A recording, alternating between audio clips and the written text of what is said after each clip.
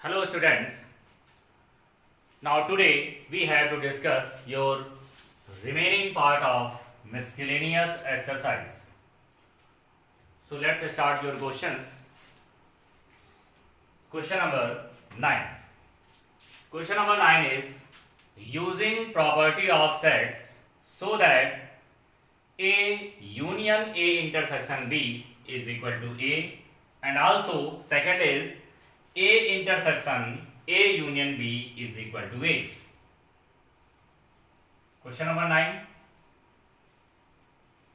आपको प्रूफ करना है. First number A union A intersection B is equal to A.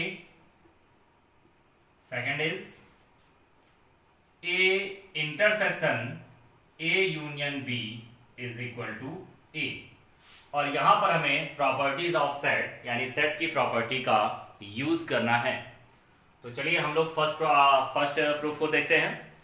तो यहां पर देखिए, हम फर्स्ट प्रूफ की अगर हम बात करें तो फर्स्ट प्रूफ हमारे पास कह रहा है कि आपको प्रूफ करना है कि A union A intersection B is equal to A. ऐसा हमें प्रूफ करना है. तो अभी तक आप क्या करते आ रहे हैं भाई, अगर प्रूफ करने के लिए हम लोग क्या कर रहे थे, इसका एलिमेंट्स यहाँ पे कंसिडर करेंगे. तो चलिए इसका एलिमेंट हम कंसिडर करते हैं.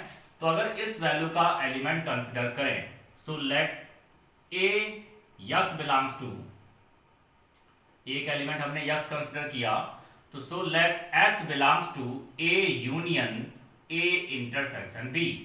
तो यहां पर अगर हम ये कह रहे हैं कि x एलिमेंट्स हमारे पास A union A intersection B का है, तो अगर हम बात करते हैं x belongs to A union A intersection B, तो यहां पर हम डेफिनेशंस लगाएंगे पहले यूनियन की.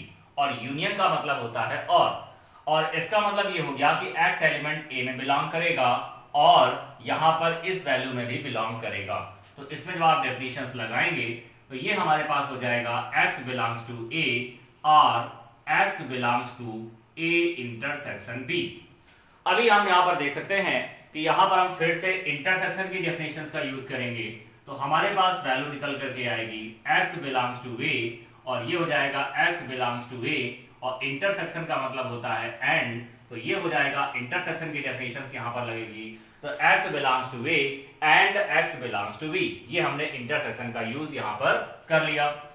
अभी हम देख सकते हैं कि अगर हम इसको अंदर ले जाते हैं तो x बिलोंग्स टू A इसके साथ भी हो जाएगा और इसका इसके साथ भी और हो जाएगा. तो चलिए जब हम इसको इसके साथ लिखेंगे तो x बिलोंग्स टू A और x बिलोंग्स टू A, ये हमने लिख लिया. फिर यहां पर एंड लगा था, चलिए एंड लगा लिया.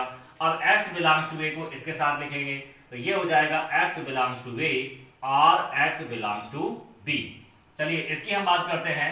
x बिलोंग्स टू A और x बिलोंग्स टू A लिखा हुआ है, तो यहां पर इसका मतलब भाई दो बार x बिलोंग्स टू A लिखा हुआ है, तो यहां पर हम लिख सकते हैं x belongs to A and यहां पर हमारे पास क्या है, x A में बिलोंग कर रहा है और x B में बिलोंग कर रहा है. तो ये जो और कंडीशंस है हमारे पास यूनियन की होती है, तो ये हो जाएगा x belongs to A union का B.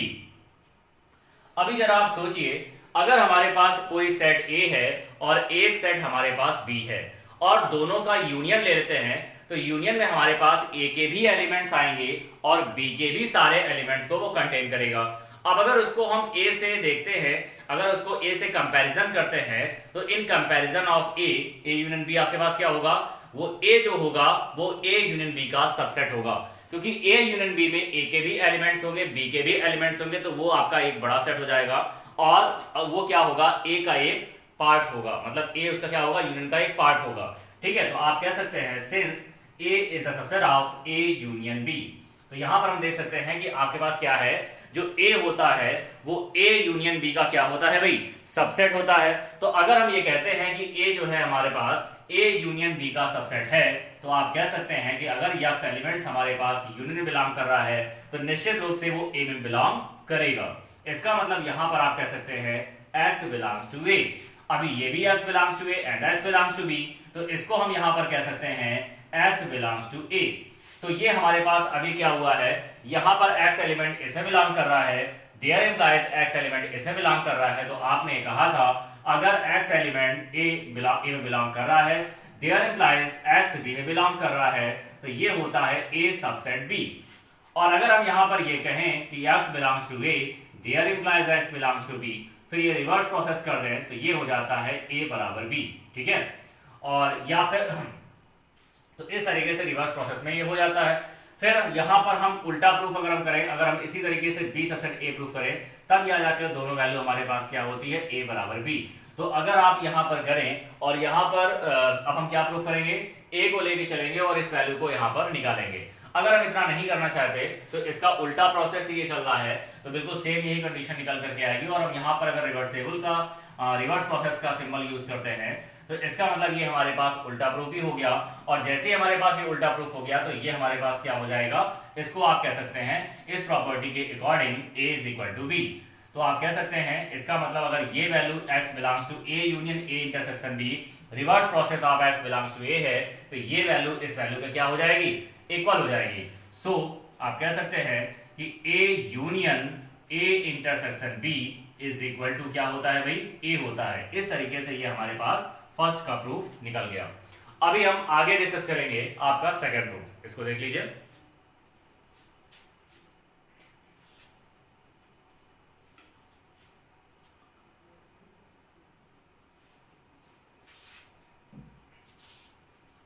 चलिए नेक्स्ट प्रूफ हम देखेंगे, a intersection a union b is equal to a।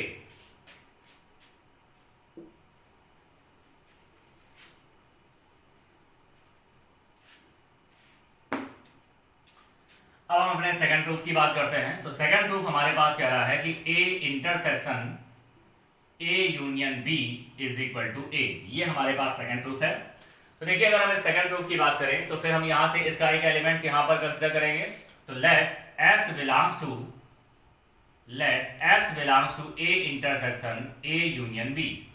तो भाई अगर हम कहते हैं कि x belongs to a intersection a union b है, तो क्या मतलब होगा, यहाँ पर हम प्रॉपर्टी का यूज करेंगे। तो यहाँ पर देखिए हमारे पास इंटरसेक्शन के पहले हम कंडीशन लगाएंगे। तो इंटरसेक्शन कंडीशन क्या होती है, x belongs to a and x belongs to a union का b, इसमें आपके पास बिलोंग करेगा। अब यहाँ पर हम यूनियन की डेफिनेशंस लगाएंगे। तो x belongs to a and और यहाँ पर कंडीशन लगा दीजिए, तो x बिलोंग्स टू a और x बिलोंग्स टू b। तो यहाँ पर हमने यूनियन की कंडीशन का यूज कर लिया। अभी x बिलोंग्स टू a को हम इसके साथ लिखेंगे, फिर x बिलोंग्स टू a को इसके साथ लिखेंगे। तो चलिए जब हम x बिलोंग्स टू a को इसके साथ लिखते हैं तो हमारे पास वैल्यू निकल करके आएगी x belongs to a and x belongs to a।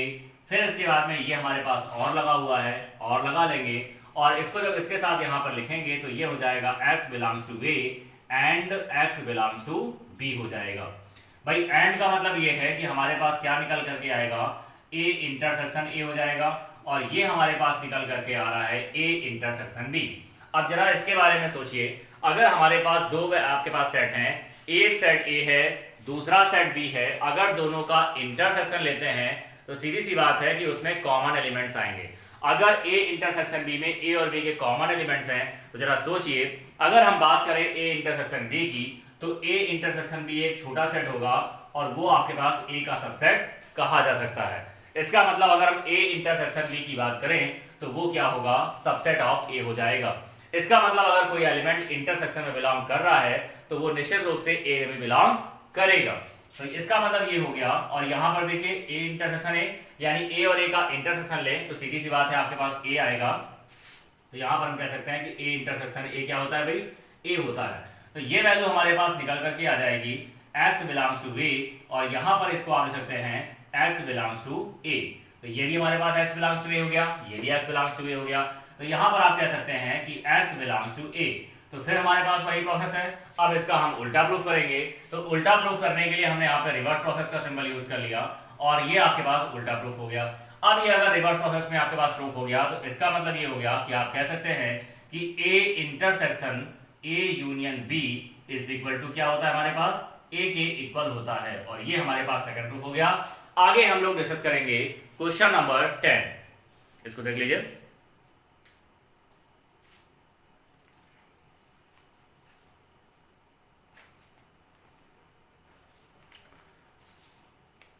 तो चलिए क्वेश्चन नंबर 10 हमारे पास कह रहा है कि show that that A intersection B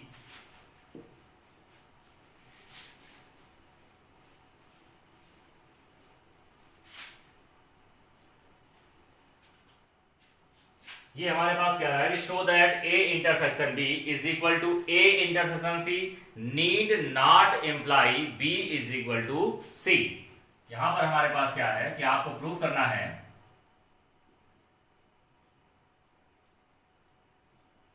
question number 10 is proof करना है कि A intersection B is equal to A intersection C need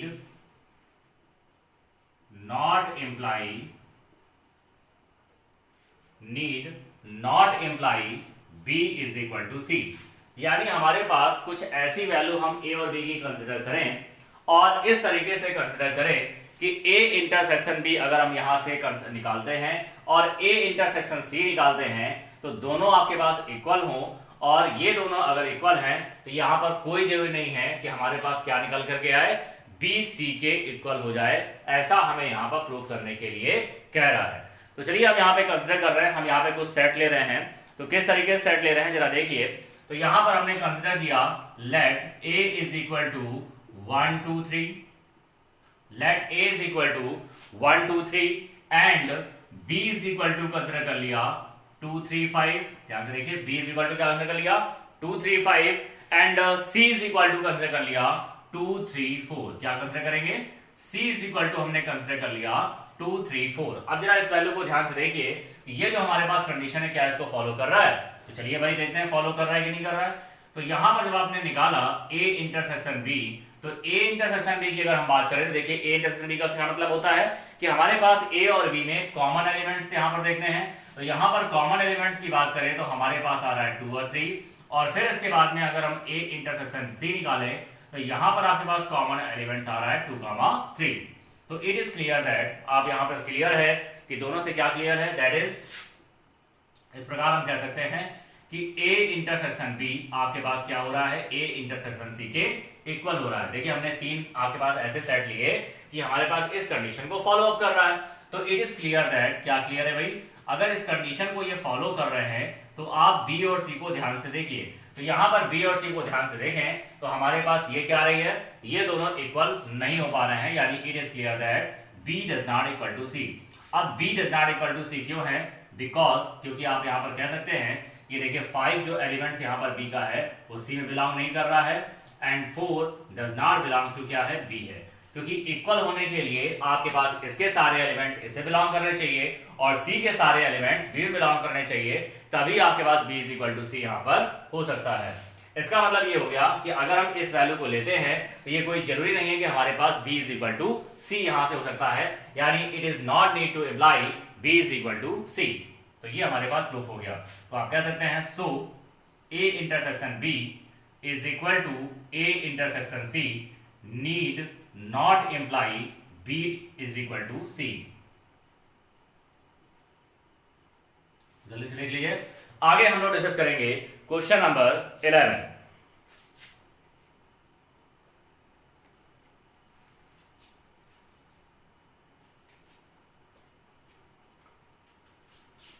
question number 11 को देखेंगे।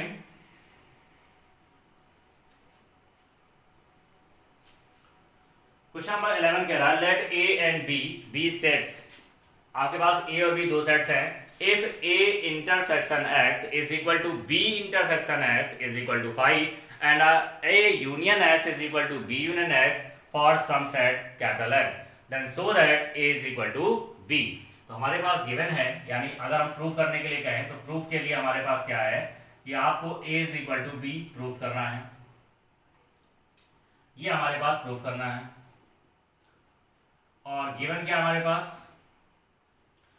पास गिवन है a union x a intersection x is equal to b intersection x is equal to 5 and a union x is equal to b union x for some set x।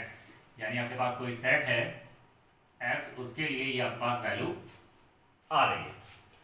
तो हमें a is equal to b को proof करना है। तो चलिए हम a is equal to b को proof करने जा रहे हैं। किस तरीके से करेंगे, यहां पर हम देखें क्या ले रहे हैं। यहां पर हम वैल्यू लेकर के चल रहे हैं कि A यूनियन X, देखिए हमारे पास क्या गिवन है, A union X is equal to क्या गिवन है भाई, B यूनियन X। तो ये हमारे पास गिवन है, इस वैल्यू को हम यहां से ले लेते हैं। तो A union X is equal to B union X, ये हमारे पास गिवन है।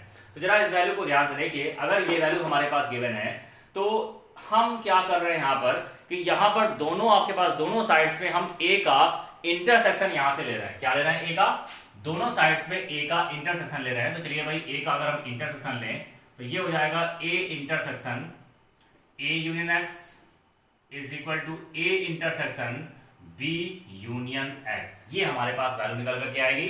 अब हम इंटरसेक्शन को यहाँ पे ब्रेक कर रहे हैं अपने फॉर्मूले से, ठीक है ना, प्रॉपर्टीज ऑफ सेट से। तो चलिए इसमें डिस्ट्रीब्यूटिव लॉ लगा देते हैं। तो ये जब आप इस पे डिस्ट्रीब्यूट करेंगे तो ये हमारे पास क्या होगा, A इंटरसेक्शन X, ये हमारे पास हो जाएगा, और यूनियन ये हमारे पास होगा A इंटरसेक्शन X। उसी तरीके से हम यहाँ पर भी इसको डिस्ट्रीब्यूटिव लॉ लगा रहे हैं। तो A इंटरसेक्शन B, और ये हो जाएगा यूनियन A इंटरसेक्शन X। चलिए यहाँ पर बात करते हैं A इंटरसेक्शन A। तो सीधी सी बात है, A और A का इंटरसेक्शन अगर कोई सेट है और खुद से ही उसका इंटरसेक्शन ले रहे हैं तो हमारे पास वैल्यू निकल करके आएगी A। अभी हम बात कर रहे हैं A इंटरसेक्शन X की। तो चलिए भाई A और X का अगर हम इंटरसेक्शन लें तो यहाँ पर देखिए क्या हमारे पास आ रहा है, ये हमारे पास गिवन है कि A इंटरसेक्शन X कितना है हमारे पास 5। तो ये हमारे पास गिवन है कि A इंटरसेक्शन X कितना है हमारे पास 5 है, और अगर हम A से A का इंटरसेक्शन ले रहे हैं तो वो वैल्यू आती है निकल करके A। तो ये हमारे पास A यूनियन 5 हो गया। आगे हम बात करते हैं A यूनियन B की। तो चलिए अगर हम बात करें A यूनियन B की, और ये देखिए हमारे पास हो गया, इसका हम यूनियन ले रहे हैं किसके साथ, A इंटरसेक्शन X की बात करें तो ये हमारे पास है 5। अब 5 का अगर किसी सेट से यूनियन लेते हैं तो हमारे पास क्या होता है, सेम सेट मिलता है। तो ये हो जाएगा 5, और ये हमारे पास आएगा A इंटरसेक्शन B। अब इस वैल्यू को हम ध्यान से देखेंगे, अगर हम ये कहते हैं कि A इंटरसेक्शन B, यानी A और B हमारे पास दो सेट हैं और उसका इंटरसेक्शन ले रहे हैं और वो A के इक्वल है, तो इस प्रॉपर्टी से हमारे पास क्या क्लियर हो सकता है, जरा इसको हम ध्यान से देखें। तो अगर हम यहां से देखें, अगर हम ये कहें कि if A is equal to 1 2 3, तो जरा देखिए, अगर हम यहां से इफ यहां से कंसिडर करें, if let A is equal to 1 2 3 and B is equal to यहां से कंसिडर करें, B इज इक्वल टू अगर हम यहां से कंसिडर करें 1 2 3 5, B इज इक्वल टू क्या कंसिडर कर रहे हैं 1 2 3 5, और यहां से इसके अकॉर्डिंग अगर हम यहां पर देखें और A इंटरसेक्शन B निकालें, तो इंटरसेक्शन का मतलब ये होता है कि कॉमन एलिमेंट्स की बात हो रही है। तो कॉमन एलिमेंट्स हमारे पास दोनों में क्या नजर आ रहे हैं, A इंटरसेक्शन B नजर आ रहा है। अब इस वैल्यू को जरा ध्यान से देखें, यहां पर जो आपने इंटरसेक्शन निकाला हुआ है वो हमारे पास किसके इक्वल नजर आ रहा है भाई, ये हमारे पास A इंटरसेक्शन B किसके इक्वल नजर आ रहा है, A के इक्वल नजर आ रहा है, यानी इस कंडीशन को फॉलो अप कर रहा है। और यहाँ पर फॉलो अप करने के साथ साथ आपको ये भी दिखाई पड़ रहा है भाई, ये देखिए हमारे पास A इंटरसेक्शन B किसके साथ आ गया, A के साथ आ गया। और यहां से ये भी क्लियर हो रहा है, देखिए क्या क्लियर हो रहा है हमारे पास यहाँ पर, इसको ध्यान से देखिए कि अगर हम A और B को देखें तो A हमारे पास क्या हो रहा है, B का सबसेट है। इट इज क्लियर दैट, क्या क्लियर है भाई, अगर हम यहां से ध्यान से देखें, इस A B को ध्यान से देखें तो A के सारे एलिमेंट्स भी बिलोंग कर रहे हैं। इसका मतलब ये हो गया कि हम कह सकते हैं कि A is the subset of B। तो चलिए अगर ये कंडीशन हमारे पास है तो आप कह सकते हैं देयर इंप्लाइज क्या हो जाएगा भाई, A is the subset of B। ये हो गया इक्वेशन नंबर फर्स्ट, इसके अकॉर्डिंग हमारे पास ये वैल्यू निकल करके आ जाएगी।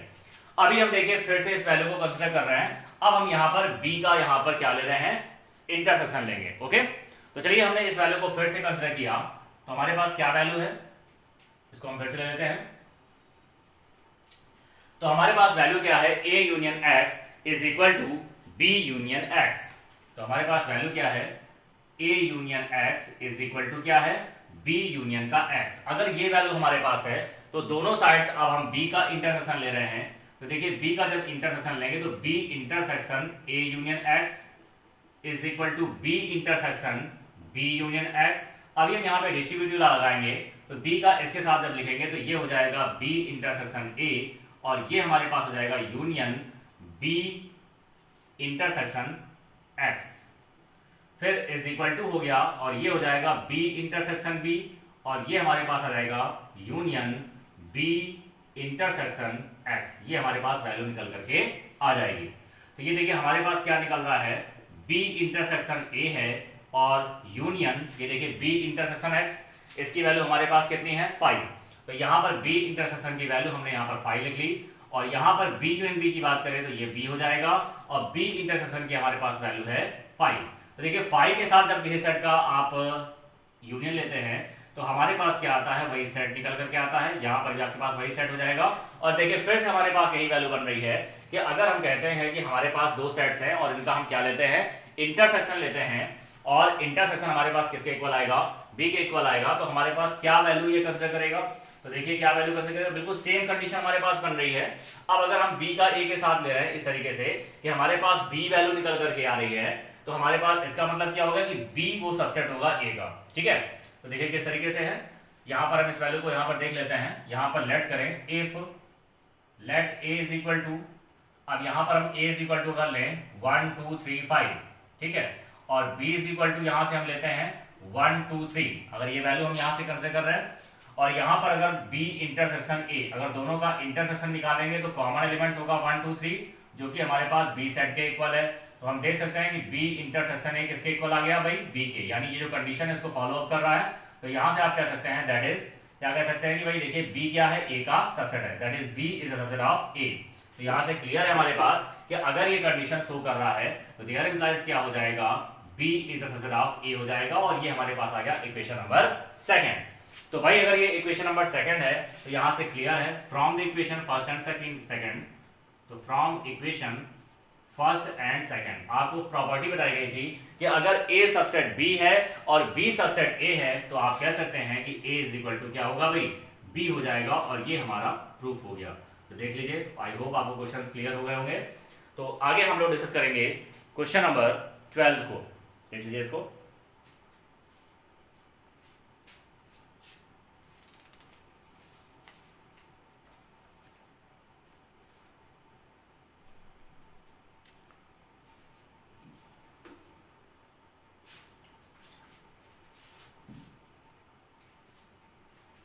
चलिए क्वेश्चन नंबर 12 को देखते हैं। क्वेश्चन नंबर 12 कह रहा है find sets A B and C such that A intersection B intersection C and A intersection C are non empty set and A intersection B intersection C is equal to 5। तो ये हमारे पास question कह रहा है।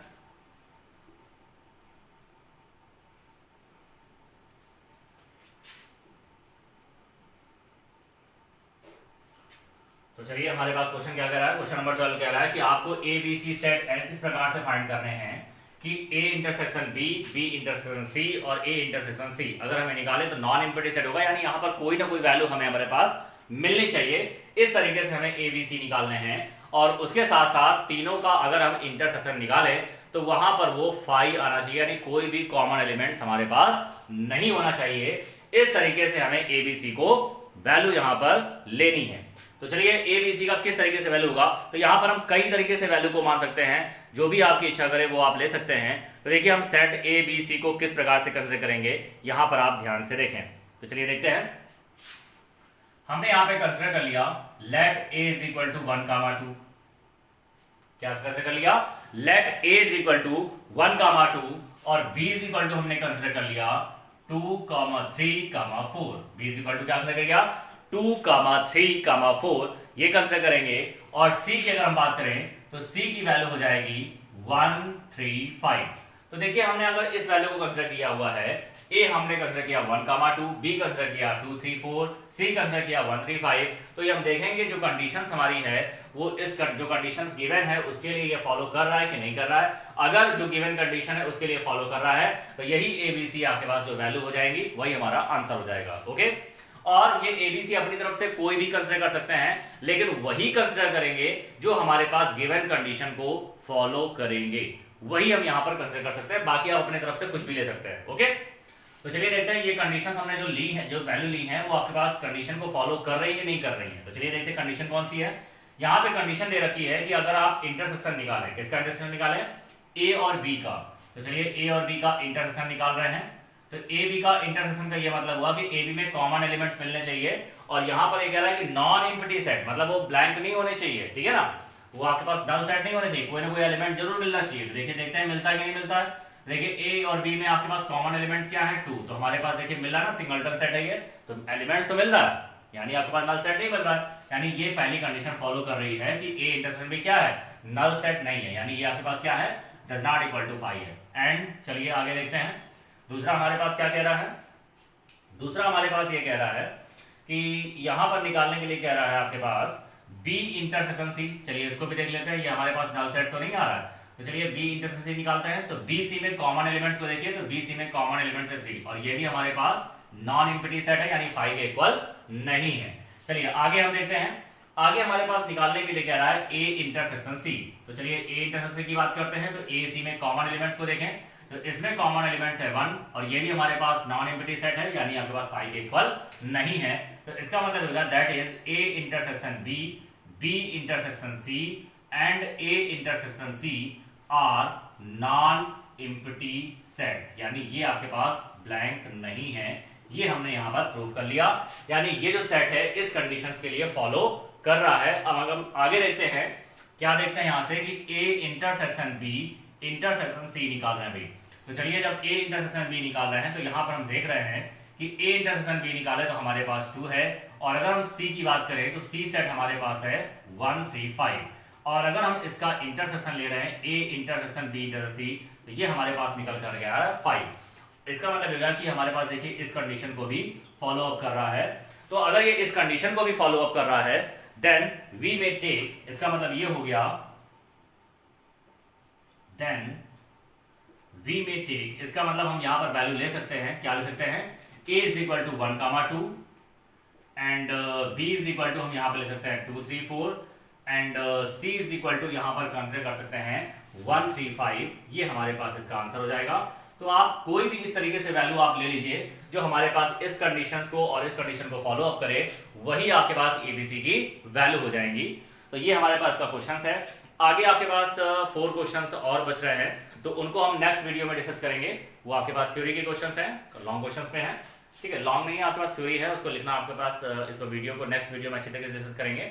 आपके पास अगर इसको ध्यान से देखें तो पिछली वीडियो में अगर हमने उसकी डिस्कस भी किया था और कुछ फार्मूले डिस्कस किए थे, अगर आप उसको लगाते हैं तो आसानी से क्वेश्चन लगा लेंगे और देखेंगे, फिर उसको अगले वीडियो में देख लेंगे, और जो भी आपकी समस्याएं होंगी वो आप यहाँ पर डिस्कस कर लेंगे। ओके, तो आज के लिए इतना ही रखते हैं, आगे हम लोग नेक्स्ट वीडियो में डिस्कस करेंगे। Okay, thank you.